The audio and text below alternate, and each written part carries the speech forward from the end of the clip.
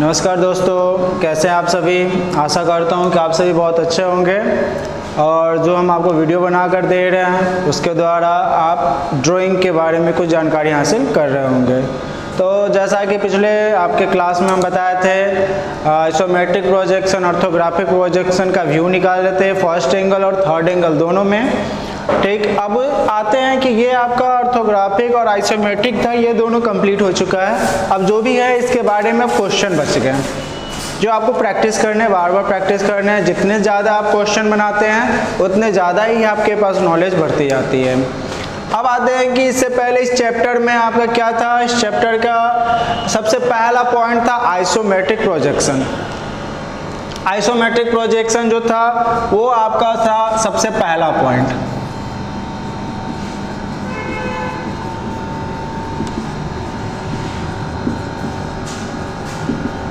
Isometric projection. अब आते हैं कि दूसरा था आपका जो आप पढ़ चुके हैं, आइसोमेट्रिक प्रोजेक्शन आपका कंप्लीट हो चुका है। इसके बारे में टोटल जानकारी लगभग हम आपको दे चुके हैं। दूसरा नंबर में था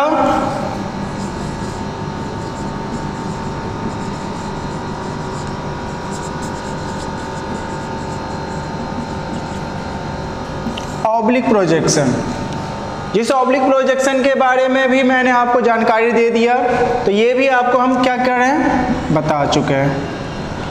अब आते हैं इसमें तीसरा पॉइंट था जो स्टार्टिंग के आपके क्लास में जब प्रोजेक्शन बताना स्टार्ट किए थे उस टाइम में बताए थे आइसोमेट्रिक प्रोजेक्शन, ऑब्लिक प्रोजेक्शन, और तीसरा जो पॉइंट था आपका वो था आपका ये पर्सपेक्टिव प्रोजेक्शन। तो पर्सपेक्टिव प्रोजेक्शन आपको ये था तीसरा, जो कि हम आज आपको लेके जा रहे हैं आज के चैप्टर में, जिसको हम इससे पहले नहीं पढ़ाए हैं। तो आज आपको जानना है कि आइसोमेट्रिक प्रोजेक्शन में आपने देखा था कि एक रूल था जिसमें आपको क्या करना था, 30 डिग्री का एंगल लेना था, चाहे वो राइट हैंड साइड में हो चाहे वो लेफ्ट हैंड साइड में हो। क्लियर है। दूसरा था ऑब्लिक प्रोजेक्शन। ऑब्लिक प्रोजेक्शन में क्या करना था कि ऑब्लिक प्रोजेक्शन में भी सेम इसी प्रकार से एंगल लेने थे, बट इसमें था 30 degree right and left side. अब आते हैं कि ऑब्लिक में क्या था, 45 डिग्री।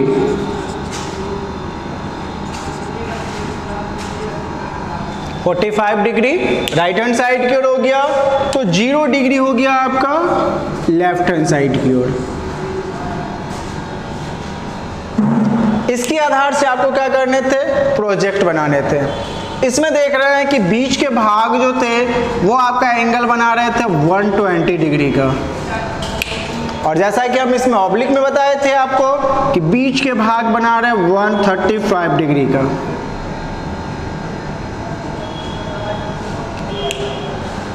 अब आते हैं कि तीसरा पॉइंट है पर्सपेक्टिव प्रोजेक्शन। पर्सपेक्टिव पोजीशन में आपको क्या पढ़ना है कि इसमें हम किसी प्रोजेक्ट को देख रहे हैं तो इसमें कैसे दिख रहा है और उसको हम किसी एक बिंदु तक देखने की कोशिश करते हैं। फॉर एग्जाम्पल, मैंने इस मार्कर को देखना शुरू किया, तो ये मार्कर को देख रहे हैं, तो अगर हम दूर से देखते हैं तो इसके लास्ट वाले पॉइंट कहीं ना कहीं एक पॉइंट पर जाके मिलते हुए नजर आएंगे। तो वही हमको एक पॉइंट पर जो दर्शा रहा है वही दर्शाएगा आपका पर्सपेक्टिव पोजीशन में। अब पर्सपेक्टिव पोजीशन में क्या करना है कि कोई भी प्रोजेक्ट उसको दो तरीका से हम देखते हैं। दो तरीका कहने का मतलब कि वो 2 पॉइंट बनाता है। एक तो किसी एक जगह पे पॉइंट बना रहा है, एग्जाम्पल के तौर पे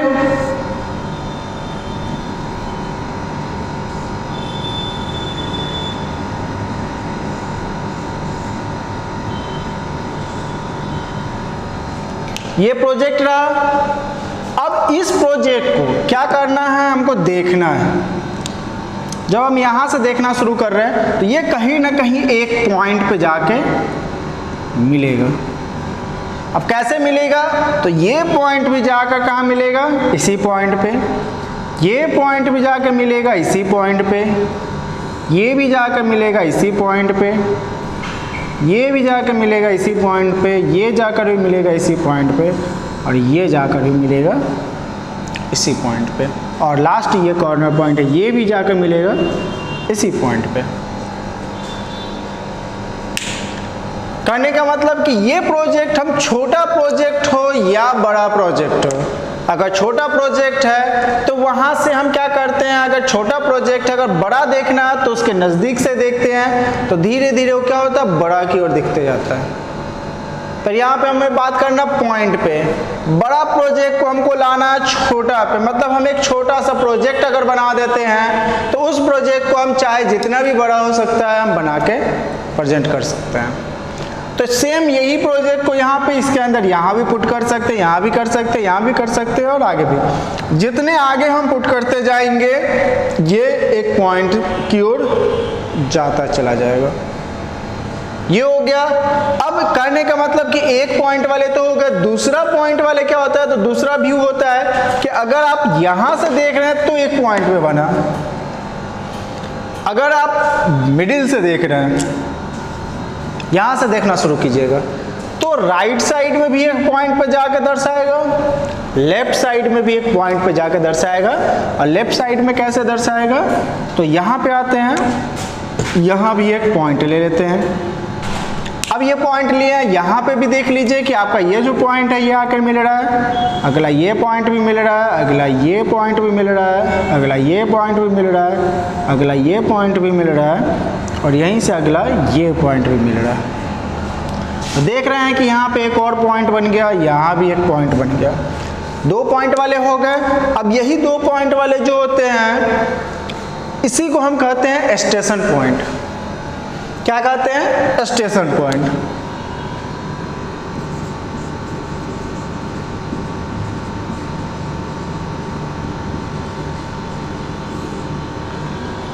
स्टेशन पॉइंट में एक सिंगल स्टेशन पॉइंट होते हैं, एक डुअल स्टेशन पॉइंट होते हैं। तो जो पहले स्टार्टिंग में हमने जो बताया, जो रेड मार्कर से यहाँ जो दिख रहा है वो हो गया सिंगल स्टेशन पॉइंट।